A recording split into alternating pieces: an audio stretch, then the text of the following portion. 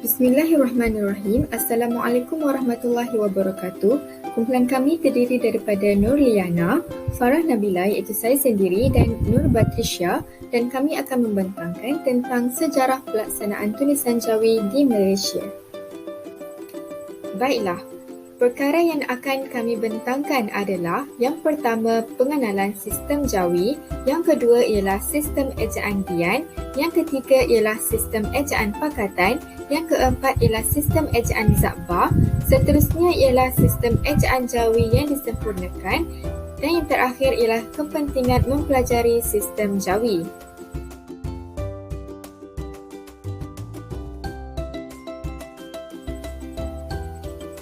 Baiklah, kita pergi kepada pengenalan sistem Jawi. Tulisan Jawi mula berkembang di Tanah Melayu sejak kedatangan Islam pada abad ke-10 melalui aktiviti-aktiviti perdagangan Arab yang datang berniaga di Kepulauan Melayu. Seperti yang telah kita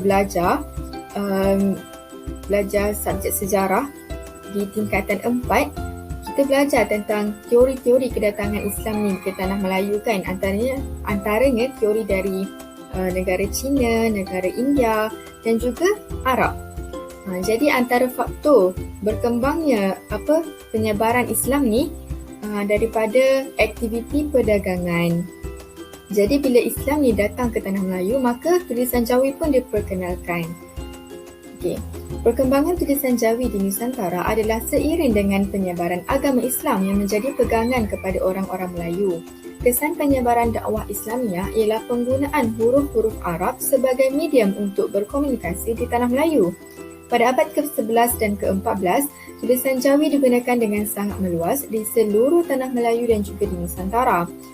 Tulisan Jawi ini juga pernah menjadi tulisan rasmi di Brunei, di Malaysia, Singapura, di Thailand, di Indonesia dan juga di Filipina pada suatu masa dahulu. Berdasarkan sejarah bahasa Melayu, perkataan Jawi berasal daripada bahasa Arab iaitu Jawah. Kemudian orang Melayu menyelaraskan perkataan Arab ini agar ia sesuai digunakan dalam bahasa Melayu. Berdasarkan catatan sejarah Melayu, perkataan Jawi adalah diadaptasikan oleh bahasa Melayu daripada tulisan Arab. Kemudian dibuat beberapa penyusuaian dan tambahan ke atas perkataan tersebut agar kegunaan tulisan ini menjadi mantap sebagai medium asas komunikasi bertulis seperti yang telah kita faham pada waktu ini. Oleh sebab itu, para ulama dari Asia Tenggara sering meletakkan nama Al-Jawi sebagai gelaran pada hujung nama mereka sekalipun mereka ni terdiri daripada suku bangsa yang berlainan seperti Syekh Abdul Rauf Al-Fansuri Al-Jawi, Syekh Abdul Samad Al-Falimbani Al-Jawi dan lain-lain, petik dari Ismail Hussein 1981. Selain itu, kata Jawi ni digunakan untuk ungkapan seperti bahasa Jawi dan bangsa Jawi. Sampai kini, orang Vietnam menamakan orang di Kepulauan Nusantara sebagai orang Jawa, dipetik dari Ahmad Johari Muain 1996. Seterusnya ialah sejarah pembuktian tulisan Jawi. Batu bersurat Terengganu yang bertarikh tahun 702 Hijrah bersamaan 1303 Masihi yang menggunakan tulisan Jawi sepenuhnya itu menunjukkan bahawa tulisan Jawi ini berusia hampir 700 tahun lamanya. Selama kira-kira 200 tahun ia berkembang dengan perkembangan agama Islam. Muhammad Alwi Yusof 2005. Okey, sebelahnya ialah contoh batu bersurat Terengganu.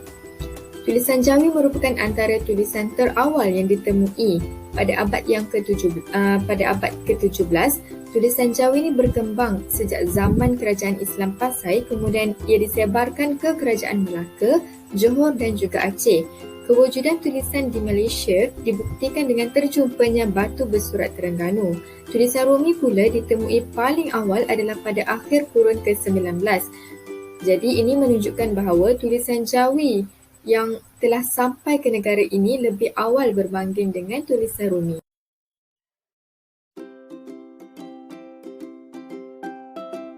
Baiklah, seterusnya kita akan masuk kepada sistem tulisan Jawi Dian.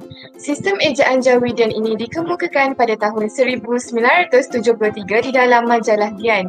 Terdapat 30 bilangan yang berasaskan ejaan fonetik, iaitu mengeja sesuatu perkataan mengikut sebutan. Tujuan sistem ejaan Dian ini ialah sistem ejaan ini untuk memperbaiki sistem ejaan Jawi Zakba yang dilihat wujudnya beberapa kelemahan dan kekurangan. Sistem ejaan Dian ini dilihat benar-benar memenuhi kehendak masyarakat kini dari segi kaedah penyusunan dan tidak memerlukan tenaga ingatan yang banyak untuk mengejanya. Ini merupakan contoh ejaan Jawi Dian. Baiklah, seterusnya, terdapat beberapa kelemahan-kelemahan pada sistem ejaan Dian, iaitu yang pertama ialah penggunaan huruf dan sistem ejaan. Bagi kelemahan yang pertama iaitu penggunaan huruf, ianya melibatkan transliterasi huruf F dan P yang sukar untuk dibezakan dalam tulisan Jawi. Manakala, bagi kelemahan kedua pula ialah sistem ejaan. Padanan huruf V dan tulisan Rumi tidak diwujudkan walaupun huruf tersebut telah lama wujud dalam bahasa Melayu sejak tahun 1936. Hal ini menyebabkan perkataan-perkataan Inggeris yang diserap ke dalam bahasa Melayu tidak dapat dieja dengan baik. Manakala, kelemahan yang lain pula melibatkan sistem ejaan bagi perkataan ulang berimbuhan awalan dan akhiran, diletakkan tanda dua angka pada hujung perkataan. Timbul kekeliruan bagi individu yang tidak menguasai bahasa Melayu dengan baik, iaitu dengan menyebut perkataan tersebut sebanyak dua kali. Sebagai kesimpulannya, sistem ejaan ini dilihat lebih bersifat kemelayuan dan ianya hanya sesuai dipraktikkan oleh individu yang baru mempelajari tulisan Jawi dan sudah biasa dengan ejaan dalam tulisan Rumi.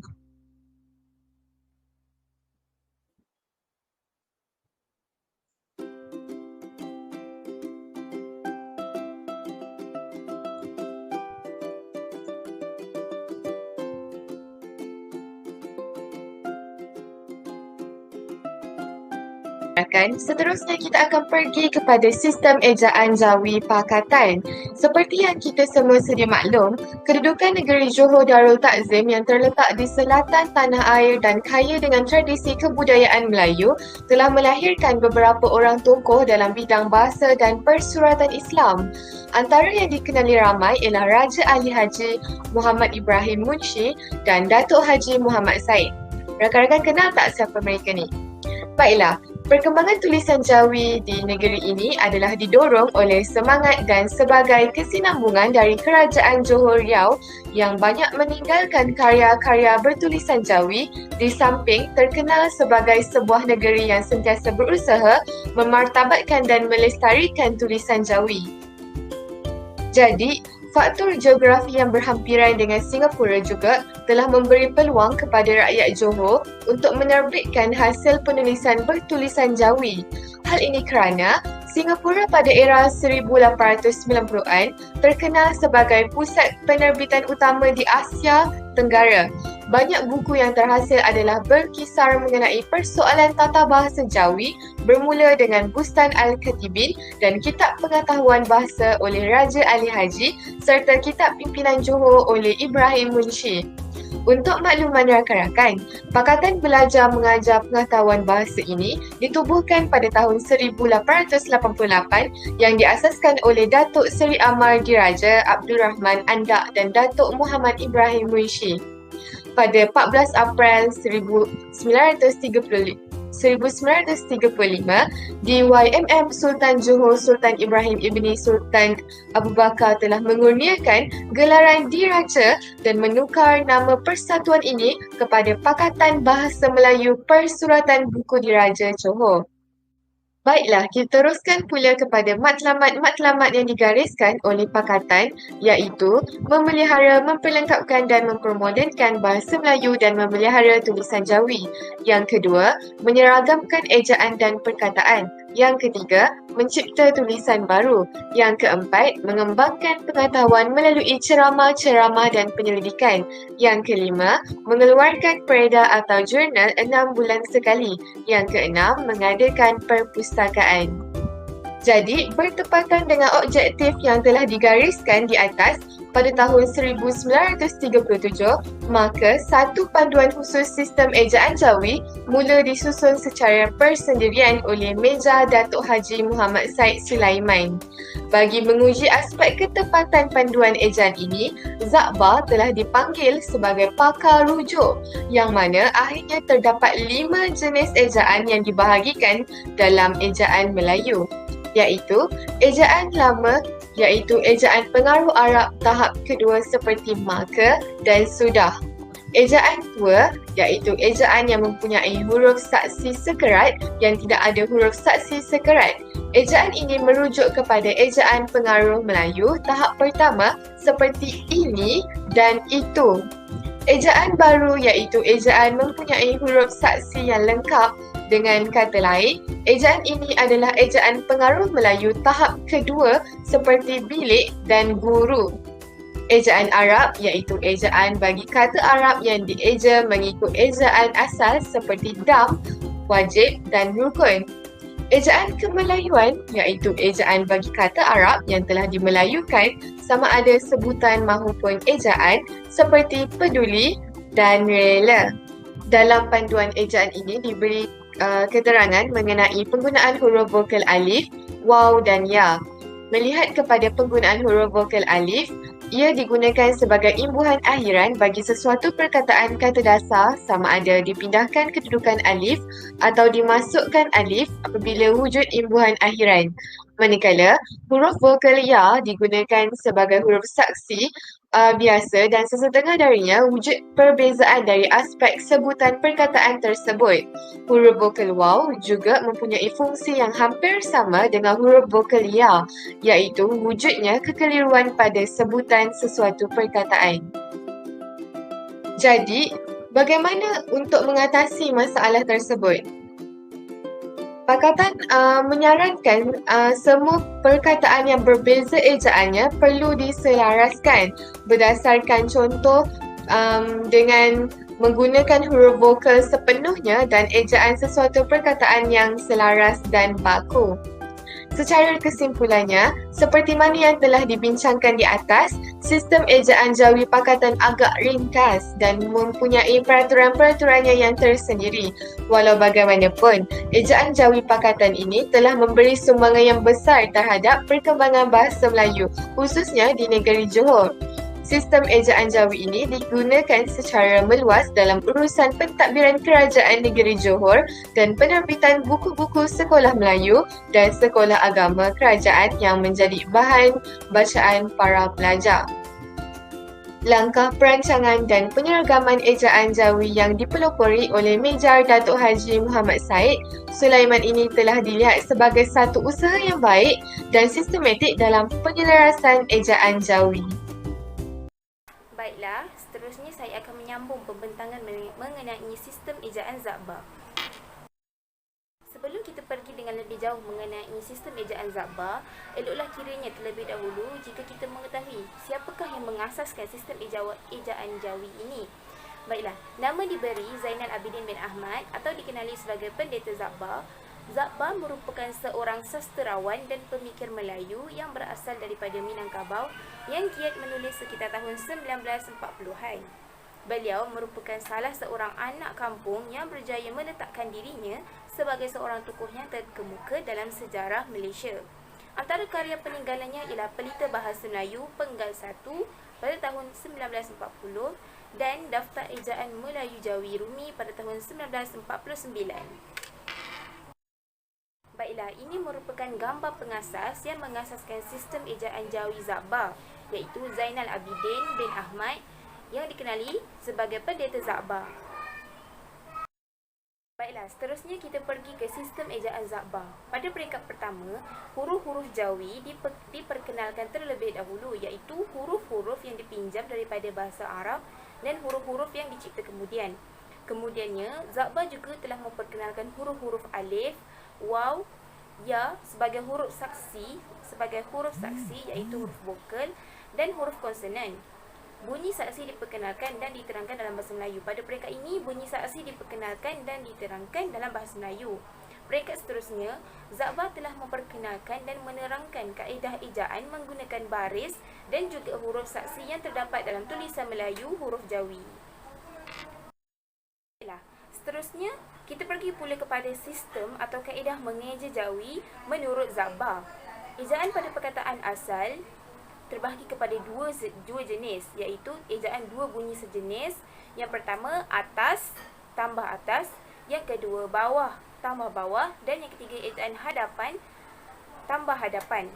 Yang kedua pula ialah dua bunyi yang berlainan, bunyi di atas berpadu, iaitu perbezaan antara tendang dan tandang. Itu adalah antara contoh-contoh masalah Jawi yang agak sukar. Contohnya tendang dan tandang mengalami perbezaan. Ia merupakan perkataan bunyi berkait. Seterusnya, alif, waw dan ya saksi bertemu dengan alif, waw dan ya yang bukan huruf saksi. Perkataan yang dipinjam daripada Arab, iaitu memakai baris dan tanda. Seterusnya, ejaan pada perkataan bertambah. Yang pertama, masuk penambah, masuk menambah di pangkal. Yang kedua, masuk penambah di hujung. Dan yang ketiga, masuk penambah di pangkal dan di hujung. Seterusnya, kita pergi beralih pula kepada sistem ejaan Jawi yang disempurnakan. Apakah yang dimaksudkan dengan sistem ejaan Jawi yang disempurnakan?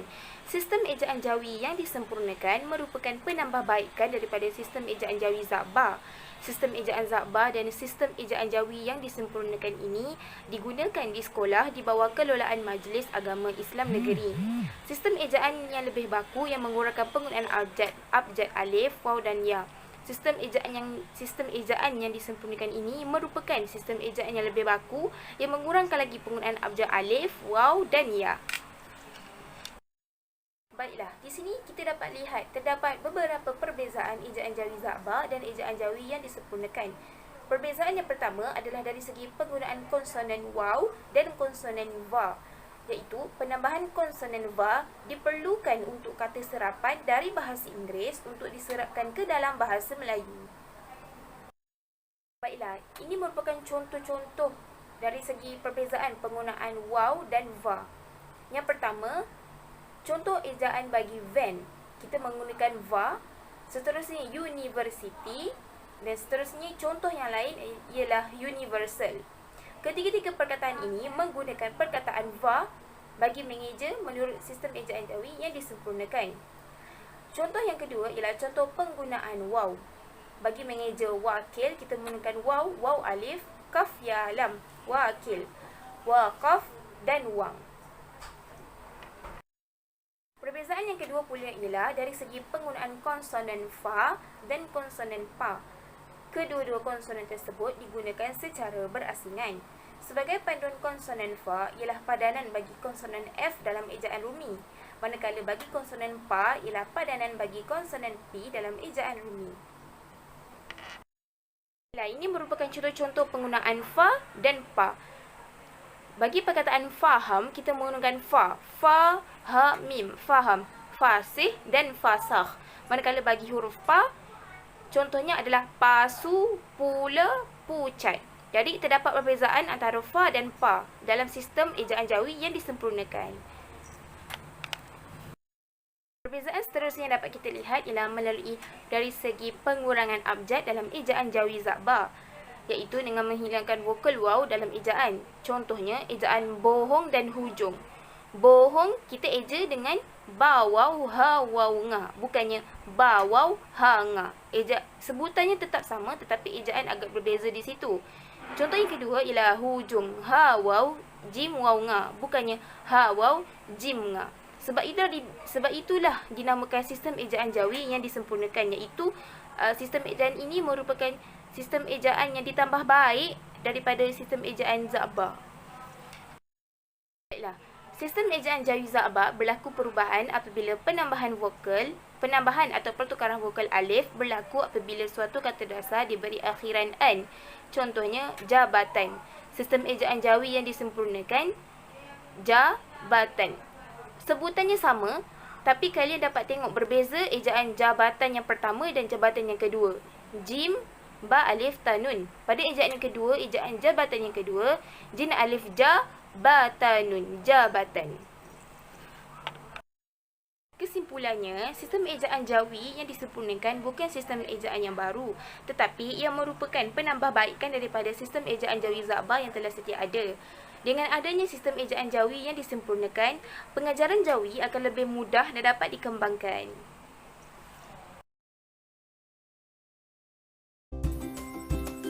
Baiklah, seterusnya ialah kepentingan mempelajari tulisan Jawi.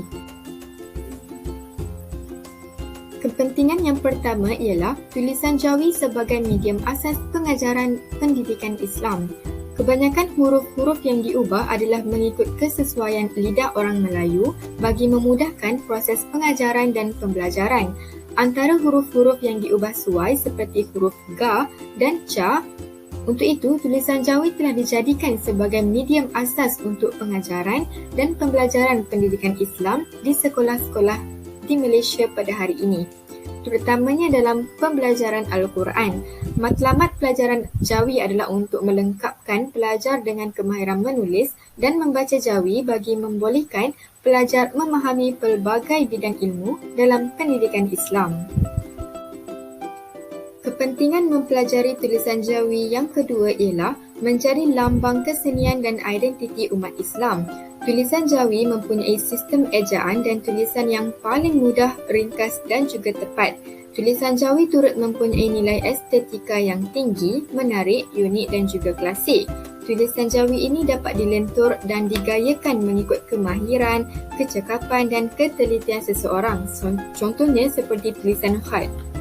Tulisan Jawi ini mempunyai kaitan yang penting dengan literasi agama dan kehidupan beragama dalam masyarakat Melayu. Rujukan utama bagi mengukuhkan akidah masyarakat Islam berasaskan Al-Quran, hadis, sunnah, kitab dan sebagainya yang ditulis dalam tulisan Jawi ataupun bahasa Arab.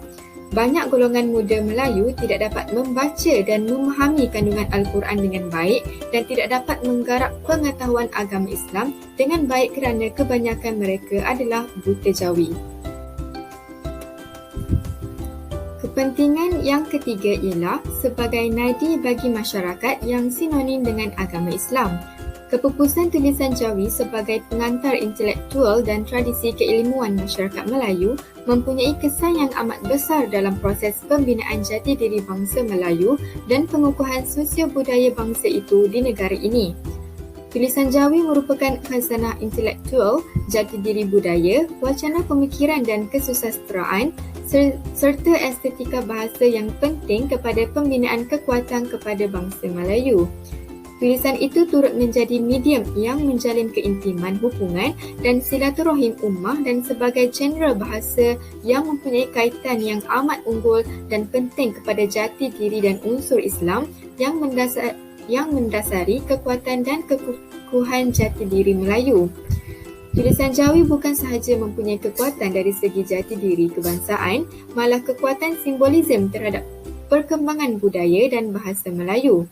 Tulisan Jawi dari segi sejarah penakatan dan perjuangan Melayu telah memberi sumbangan yang besar dan banyak memberi sumbangan kepada perubahan dan kemajuan bangsa Melayu.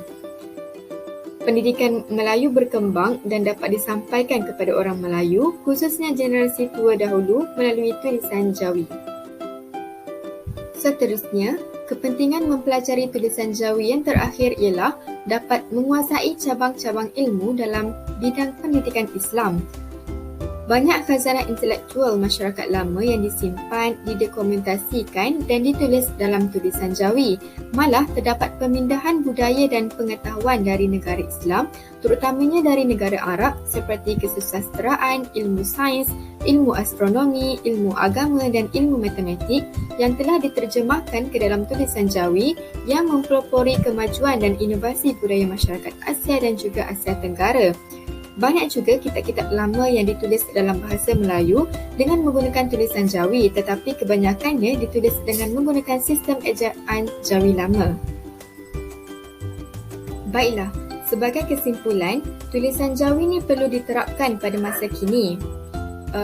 Walaupun tulisan Jawi ni dianggap seperti hal yang membosankan ataupun hal yang telah lapuk pada masa kini, tapi ia perlulah disemai sejak dari kecil lagi. Kita perlu semai minat terhadap tulisan Jawi ni sejak dari kecil lagi. Oleh hal yang demikian, wajarlah tulisan Jawi ini diajar, dilatih, dipupuk sejak bermulanya pendidikan bagi seseorang itu. Ini kerana melalui sistem pendidikan, aktiviti seperti menulis, mengingat konsep bagi tulisan Jawi ini boleh diserap dan menjadi subjek utama terutamanya dalam subjek di setiap sekolah. Teknik pembelajaran tulisan Jawi ini boleh dipelbagaikan sama seperti tulisan lain dengan cara kita menghafal, menyanyi dan mempraktikkan dalam seni penulisan. Dapat kita lihat juga tulisan Jawi ini dijadikan bahasa Arab serta Al-Quran yang menjadi bahasa syurga. Tulisan Jawi juga boleh diserap masuk ke dalam sistem pendidikan bahasa Melayu di sekolah kerana ia dapat menghapuskan pemikiran kolot sebahagian manusia yang beranggapan bahawa tulisan Jawi ini merupakan bahasa agama Islam bagi bangsa Melayu sahaja. Jadi, ibu bapa ni perlu memainkan peranan yang sangat penting iaitu pendidikan seseorang tu haruslah bermula dari kecil lagi. Maknanya mak ayah ni kena ajar anak-anak ni di rumah lagi kerana sekurang-kurangnya anak-anak mereka ada asas penulisan serta pengetahuan dalam membaca dan juga mengeja Jawi. Sekian sahaja daripada kumpulan kami. Sekian, terima kasih.